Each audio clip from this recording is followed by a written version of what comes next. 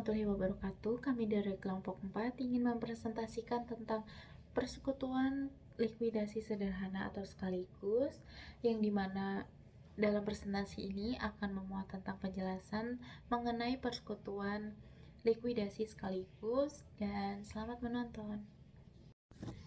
Halo, perkenalkan nama aku Christine Wahyuningsih.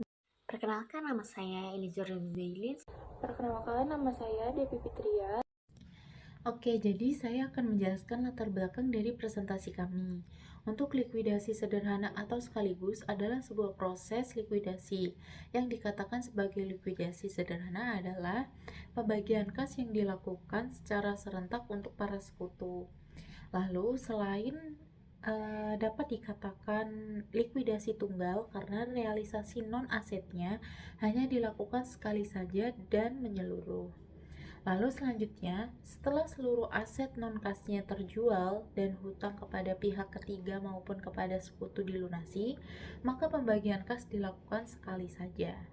Selanjutnya ada proses likuidasi melalui 3 tahap. Yang pertama, proses menutupi seluruh laporan keuangan dengan telah melakukan perhitungan dan pembagian sisa laba saat likuidasi, disesuaikan dengan rasio pembagian laba yang telah disepakati kedua belah pihak.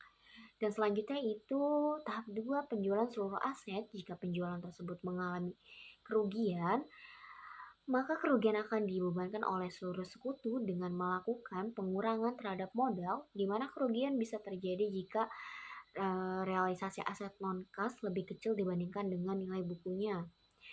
Untuk yang tahap terakhir, melakukan pelunasan atas seluruh hutang persekutuan. Dana yang digunakan untuk pelunasan bisa berasal dari penambahan kas yang terjadi setelah ada penjualan aset non-kas atau realisasi di mana sesuai dengan Undang-Undang Perdata maka tersebut diperuntukkan terlebih dahulu. Untuk penjelasan selanjutnya terdapat 5 kondisi yang mungkin terjadi dalam proses likuidasi sederhana atau sekaligus. Untuk kondisi pertama itu biasanya modal para sekutu menunjukkan saldo positif. Setelah relasi dilakukan, saldo yang dimiliki oleh seluruh sekutu memiliki nilai positif, di mana nilai relasi ini biasanya lebih kecil dari nilai buku yang sering ditemui pada kondisi normal. Tapi kerugian akibat relasi tidak begitu besar, sehingga saldo masing-masing sekutu itu setelah relasi tetap bernilai positif. Yang kedua yaitu terdapat sekutu yang memiliki modal dengan saldo negatif namun dapat ditutupi dengan hutang persekutuan kepada sekutu yang bersangkutan. Untuk yang selanjutnya, yang ketiga, kondisi khusus.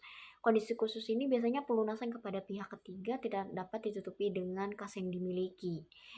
Kondisi ini biasanya menunjukkan kas yang diterima persekutuan tidak dapat menutupi hutang kepada pihak ketiga yang dapat disebabkan rugi realisasi yang sangat besar dapat sehingga menyebabkan saldo realisasi banyak yang bernilai negatif.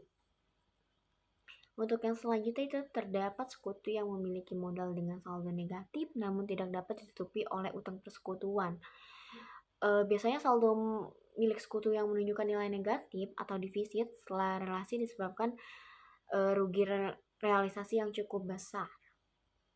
Untuk yang terakhir itu kondisi khusus. Terdapat sekutu yang memiliki modal dengan saldo negatif namun sekutu yang harus menyetor modal secara pribadi dalam keadaan tidak mampu.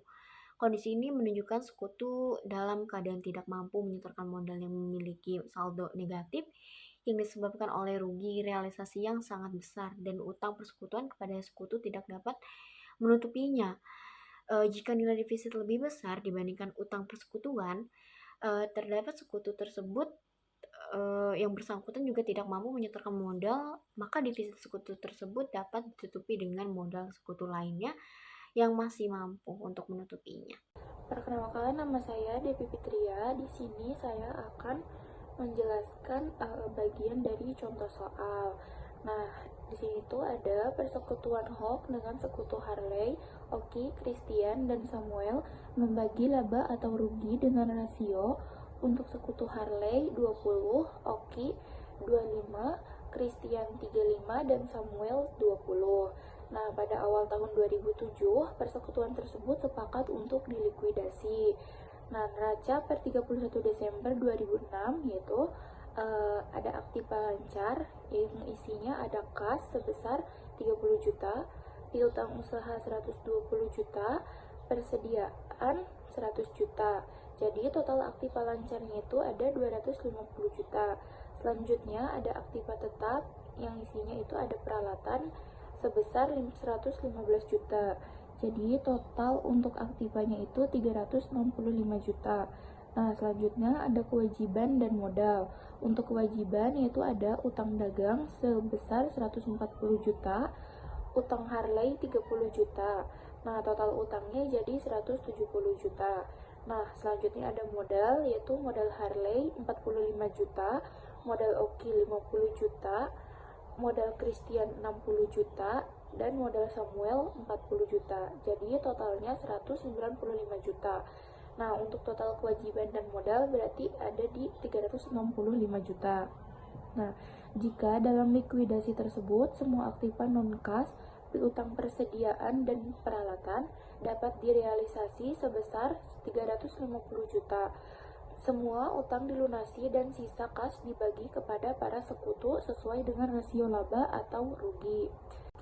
Sekarang kita lanjutkan untuk pembahasannya.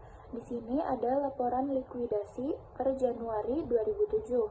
Nah, untuk laporan likuidasi itu isinya ada keterangan aktiva yaitu kas dan aktiva non kas, lalu ada pasiva yang isinya utang usaha, utang Harley, modal Oki, modal Christian, dan modal Samuel. Yang pertama itu ada saldo sebelum direalisasi. Nah, di kas itu ada 30 juta dan aktiva non kas ada 335 juta, lalu utang usahanya ada 140 juta, utang Harley-nya 30 juta, modal Harley-nya 45 juta, modal Oki 50 juta, dan modal Christian 60 juta, lalu modal Samuel 40 juta. Nah, selanjutnya ada saldo ketika direalisasi. Di bagian kasnya itu bertambah 350 juta, lalu di aktiva non kasnya berkurang 335 juta, dan di modal Harley-nya bertambah 3 juta, lalu di modal Oki bertambah 3.750, lalu di modal Christian juga bertambah 5.250, serta modal Samuel juga bertambah 3 juta. Nah, saldo setelah realisasi yaitu untuk kasnya menjadi 380 juta, utang usahanya 140 juta, utang Harley-nya 30 juta, dan modal Harley-nya 48 juta, modal Oki 53 juta 750, modal Christian 65 juta 250, dan modal Samuel 43 juta. Lalu selanjutnya ada pelunasan utang. Nah, untuk di kasnya berkurang senilai 140 juta, lalu di utang usahanya berkurang 140 juta. Lalu ada saldo setelah pelunasan piutang, yaitu kasnya menjadi 240 juta, utang Harley 30 juta, modal Harley 48 juta, dan modal Oki 53 juta 750, modal Christian 65 juta 250, dan modal Samuel 43 juta. Lalu pembagian kas. Nah, untuk pembagian kasnya itu di kasnya berkurang 240 juta, lalu utang Harley berkurang 30 juta, modal Harley berkurang 48 juta, modal Oki berkurang 53 juta 750, dan modal Christian berkurang 65 juta 250, lalu modal Samuel berkurang 43 juta. Lalu saldo setelah realisasi pembagian labanya itu berarti tidak ada. Nah, di sini juga ada keterangan, jadi nilai realisasi atau jual dengan nilai aset itu 350 juta dikurangi 335 juta, berarti totalnya 15 juta, dan itu laba. Lalu ada realisasi modal Harley. Nah, 20 dibagi 100 dikali 15 juta, berarti totalnya 3 juta. Lalu realisasi modal Oki, 25 dibagi 100 dikali 15 juta, berarti totalnya 3.750. Lalu realisasi modal Christian 35 dibagi 100 dikali 15 juta, totalnya 5.250.000. Dan yang terakhir ada realisasi modal Samuel, yaitu 20 dibagi 100 dikali 15 juta, berarti totalnya 3 juta.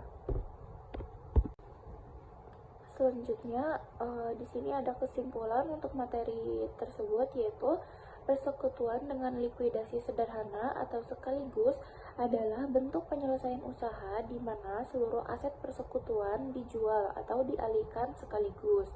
Kemudian hasilnya digunakan untuk membayar kewajiban dan membagi sisa modal kepada para sekutu sesuai porsi masing-masing.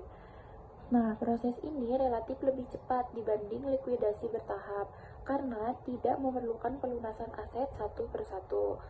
Likuidasi sederhana biasanya digunakan ketika aset mudah diuangkan dan tidak ada kompleksitas utang yang besar. Dengan demikian, mekanisme ini memberikan penyelesaian yang efisien, transparan, serta meminimalkan potensi sengketa antar sekutu selama proses pembubaran persekutuan.